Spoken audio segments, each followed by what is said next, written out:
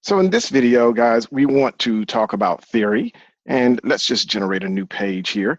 The theory is what we already know. We're going to use some of the same equations that we've been using, and that is, let me use a dark pen here. That is our displacement equaling to the initial velocity times cosine of the angle of launch times the elapsed time of consideration, or the time of flight. So this is going to be our first equation.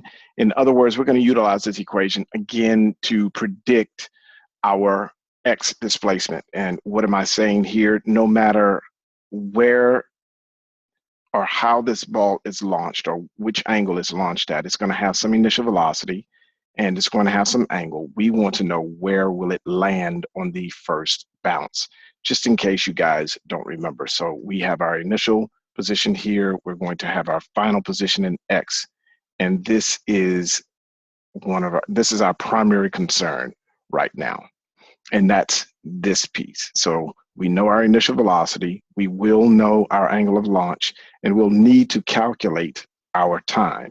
So how did we calculate our time? We considered this equation, and it's just another kinematic equation. And this is not cosine, this is actually sine, which represents the velocity going up. So if we look at the velocity, we know that if we put an angle on this launcher, like so, it has a velocity, the initial velocity going up like so. There's a component in the x. This is our v naught cosine theta. And then there's a component in the y. This is our v naught sine theta, where this is theta. Okay? So this is going to be minus 1/2 gt squared. Okay? And so what the way we're going to generate the time from this equation is we're going to use the quadratic equation again.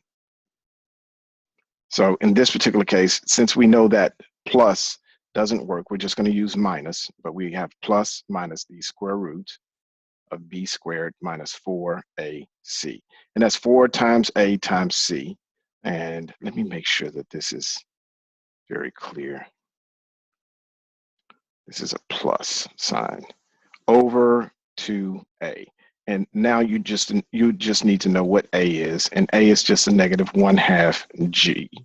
And you need to know what b is. B is v naught sine theta, and you would also need to know what c is.